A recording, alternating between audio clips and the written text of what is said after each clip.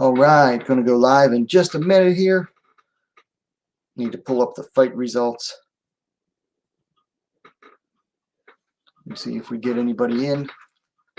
Okay, we got somebody, so we are live. All right, welcome back to WMAC Now with your host, Chuck Stevenson, and welcome to the Invicta FC 45 post-fight show. Not a bad night of fights, everyone. Not bad at all. There was a couple, lopsided fights as far as, like experience differentials go. So a bit one-sided, but overall the fights were pretty good. Some nice finishes too, and then a heck of a main event capped off. Really good night of fights overall. I'm not going to keep everyone here too late because it is a work night for me, and I assume most of you as well. So let's get into these fights. So first up, at bantamweight, Sarah Klekska on the right there defeated Maria Jose Favela via split decision after 3 rounds. Klekska improved to 3-3. Favela fell to 2-2. I thought that Favela had the momentum going after the first round. She was sitting down on her punches more was Favela, whereas Klekska was moving around a lot. She was lighter on her feet, throwing more volume, but Klekska was landing, I thought, the more noticeable, the more monumental strikes in the first round. But then the second round came around, and it was like I have to agree with the commentators, big momentum shift. Klekska really started to take over in the second and third round, started landing the more meaningful strikes, was backing Favela up with some of them. Remember I think it was the second round where Klekska landed a really nice 1-2-1 that backed Favela up. Just probably the most meaningful, noticeable combination of that entire round. Nice job there by Klekska, who I believe stopped a 3-fight losing streak with that win. Yes, she did. So good for her. For Maria Favela, it is back to the drawing board. In the second fight at atomweight, Katie Saul defeated Tamika Jones via submission due to armbar. 4 minutes, 30 seconds of the first round. Saul climbed to 4-5. Jones fell to 1-1. Nice performance from both ladies. Jones, just the inexperience factor was there. She had a couple moments in the bout, but for the most part, it was Katie Saul's fight. Saul, she was able to take Jones's back, had the body triangle on it, and that was halfway through the round, and you kind of knew that it was going to be a long rest of the round for Tamika Jones. Now, she was able to turn around, get into the guard of Saul, which was very nice. It was a nice turnaround there for Tamika Jones, but then Saul got the armbar on it. She started wrenching it, and then Jones kind of got out of it. That flexibility those ladies have in their arms is always something to watch. And Jones was able to get out of the armbar for a little bit, but Katie Saul just kept making, small incremental improvements to the position, got it to where she stretched out, and Jones had no choice but to tap. Looked like it was a nice effort there from both ladies, but Katie Saul came away the winner. I believe she snapped a losing streak there as well. For Tamika Jones, her first loss as a pro, but take this one as a learning fight. I mean, she took this on 3-4 days notice. So I got to give my hats off to her for stepping up and taking it against an opponent who had 8 fights going into this bout. And she was only coming off of her first. So I got to give Tamika Jones a lot of credit for stepping up and taking this fight. It was a win-win situation for her, really. She wins, boom, she stepped up on short notice and won a bout. And if she loses, then no one's going to hold it against her for losing a short notice bout. Then at flyweight, Helen Peralta defeated Elise Pone via decision. Peralta climbed to 5-2. Pone fell to 1-1. I was not happy with this bout. I was not happy with this bout. It was obvious within the first 30 seconds that this was a mismatch in the cage as much as it was on paper. This is only Pone's second pro fight for Peralta. This is her 7th pro fight. So it was already a mismatch on paper.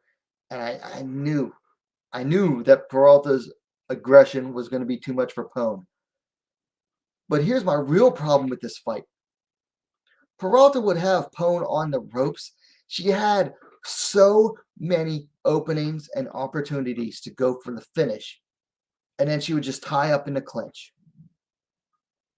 And then it would start over again in the second round. And she had opportunities to finish. And then she would just tie up in the clinch. And then there'd be more opportunities to go for the finish where she could have just poured it on and gotten the finish. And then she would tie it up. And then in the third round, repeat of the first and second. Opportunities there to get the finish. And then she would just tie it up in the clinch and slow the fight down. And then after the fight, she's like, well, I wanted to get rounds in. Get the rounds in the gym. That's what sparring is for, to get the rounds in. Okay?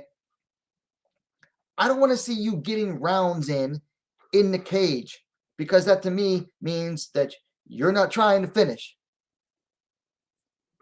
when there are opportunities to do so. She had the ability to finish Elise Pone. She had the capability, and she had the opportunity. And didn't take it. Not one time. And just kept tying up in the clinch, tying up in the clinch. It's like, it was frustrating to watch. This was by far the most frustrating fight to watch tonight. I mean, hey, Helen Peralta got the win.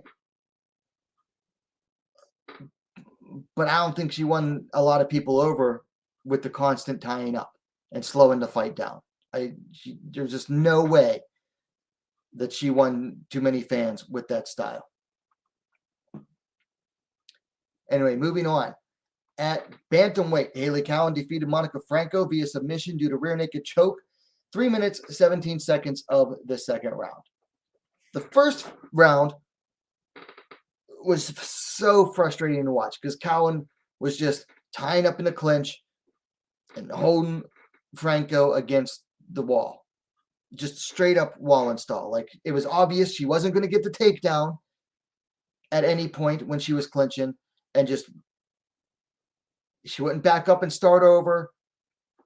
She wasn't making the necessary adjustments to get the takedown. She was just holding her against the wall, and that was basically the majority of the round. Now, she did get Franco down towards the end of the round, which was a nice improvement. The second round is when Hayley Cowan really came alive here. Got Franco down. Immediately took dominant position. Got the back. Got the rear naked choke. 3 minutes, 17 seconds of the second round. Much better second round compared to the first.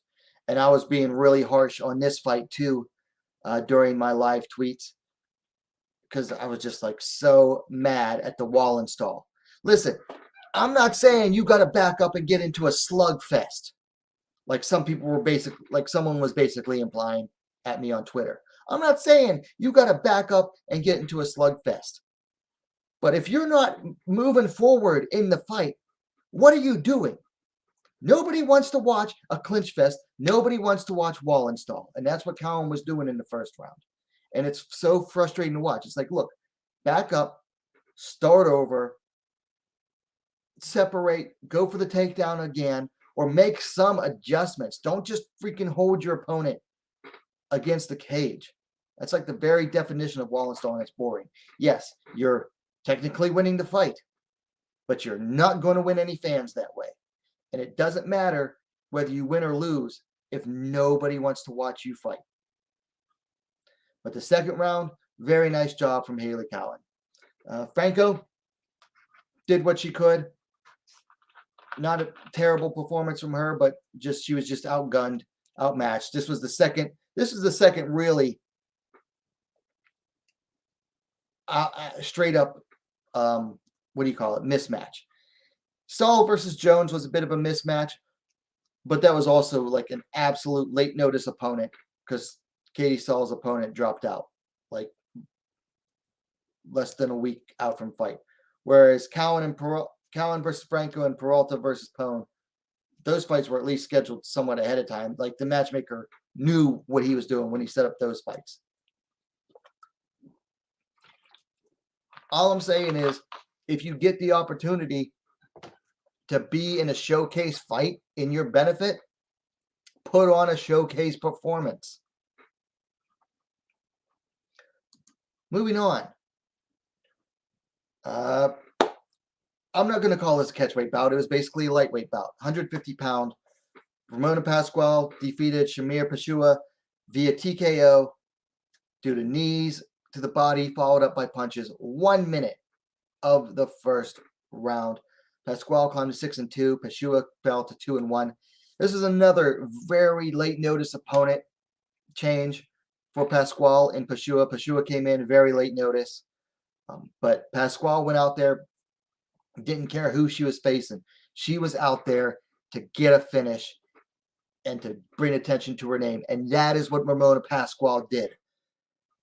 Peralta and Cowan should watch that fight. That's killer instinct. Okay? Pasquale wasn't out there to get in some rounds. Pasquale wasn't out there to, win points. No, Pasquale was out there to win a fight. And that's exactly what she did. She saw the opportunity. She had the ability. She had the capability. She had the opportunity. She took the opportunity for the finish. And that's exactly what she did. And that's what I'm here. That's what I'm here to see. I'm here. It's Wednesday night. I got to go to work in the morning. I don't want to see a bunch of decisions go late into the night. I want to see some fighters, go out there and win fights. So good job, Ramona Pasquale. And I'd like to see, I've been watching her for like several years now. She's finally getting a chance to be active and get in some fights. And hopefully we get to see her out there again before the end of the first quarter. Then finally, we go to the main event, Atomweight Championship, Alicia Zapatella versus Jessica Del Boni 2. Del Boni gets her revenge. The new Atomweight Championship defeats Alicia Zapatella via unanimous decision. Del Boni climbed to 12-3. Zapatella fell to 9-3. Basically, Del Boni did everything that she did in the first fight and improved on it in the second fight. First round, I'll tell you what, Alicia Zapatella did a very good job. Went out there straight away, got a takedown. But then, got takedown, got top position. But Del Boni, she was able to, work past it. And then from there, it was just a slow, inevitable fight to the end with Del Boni just shutting down Zapatella's striking and shutting down her wrestling. And by the end of this time, there was no doubt, absolutely no doubt, that it was Jessica Del Boni's fight. Of course, having the open scoring certainly helped. Like we knew going into the the fifth and final round that Del Boni had it locked up. But the scores were, I believe, 50-45 times 2, and one judge had it 49-46, gave Zapatella the first round, which I gave Zapatella the first round too, so I don't disagree. But it was just an absolute shutdown from Jessica Del Boni of everything that Alicia Zapatella does best. Let's talk about the striking. So in the striking, Zapatella was landing some shots, and they were having a decent effect on Del Boni, but every shot that Del Boni was landing on Zapatella was stopping her dead in her tracks or even driving her back. So the clear striking advantage to Del Boni also was making good use of her height and reach advantage. And then in the grappling, Del Boni was just constantly able to sprawl on the takedowns of Zapatella. Zapatella actually did her best work when she didn't just shoot for takedowns. She actually did her best work when she was kind of diving for the ankles, going for, ankle picks or just rolling for takedowns. That's actually when she did her best work. Just as the fight wore on, it just became more and more obvious that Del Boni was outclassing Zapatella everywhere the fight went. So, new champion. Jessica Del Boni via unanimous decision. Nice job there for Jessica Del Boni. For Zapatella, she talked ahead of this fight about this being her last atomweight bout and moving to strawweight. She really needs to rethink that. Change up her diet, do something. Do what you got to do to stay at atomweight. Because if Del Boni is not a big atomweight, she's 5'1". 5'1". Average atomweight is around 5'1", 5'2". So if you're getting shut down that easily against an average-sized atomweight, even the smaller strawweights are going to be able to do the same thing to her. I mean, I'm having a hard. Let's say even if she were to somehow win some fights at strawweight and make it to the UFC, what strawweight is she going to go against that isn't going to have a height and reach advantage against her? Those are going to be her biggest weaknesses no matter who she fights. Atomweight is the right class for her. If she's having a hard time making it, she needs to make some serious changes to her diet, to her strength and conditioning. Some changes have got to be made because she's not going to make it as a strawweight. And this fight tonight showed it more than anything. Or another fight, if you really want to see a good fight, an example of her getting shut down by an absolutely average strawweight, go, I think it should be on Fight Pass, her fight against Viviane Pereira, Sukuri. Yeah, Viviane Pereira shut her down en route to a unanimous decision at Invicta. That was at atomweight, although Sukuri missed weight. I think she was like a pound over, but absolutely shut her down. And Kana Sakura was able to largely shut her down too in Ryzen at super atomweight, 108 pounds. Zapatella really needs to seriously rethink going to strawweight because she's got to do something to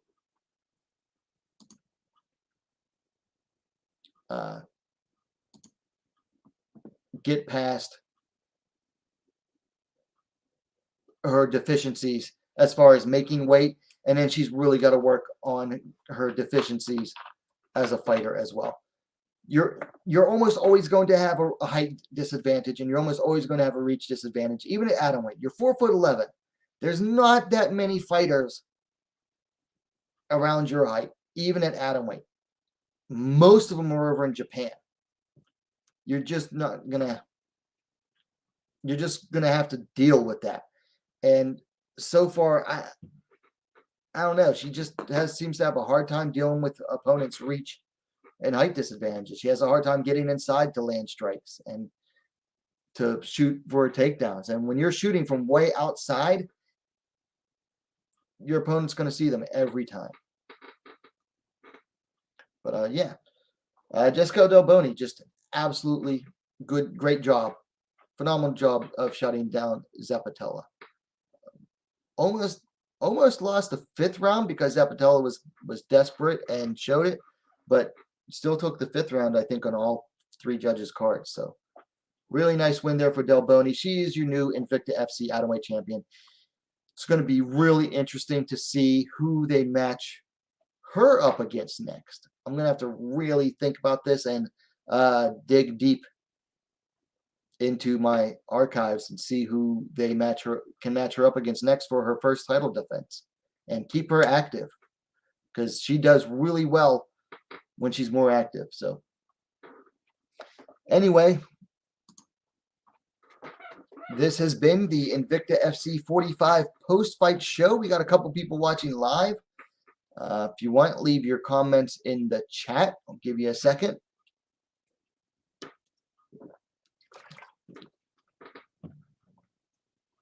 We did have some really good fight announcements today.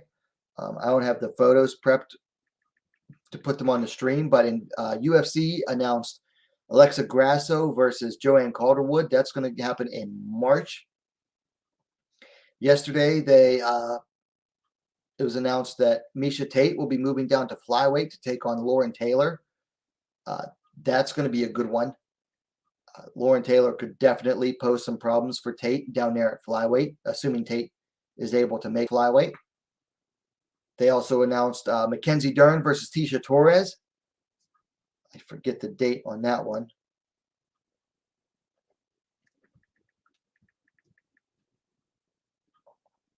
Let me see. Dern versus Torres goes down UFC 273 on April 9th. That should be a good one. Those two definitely pose some different problems for each other stylistically.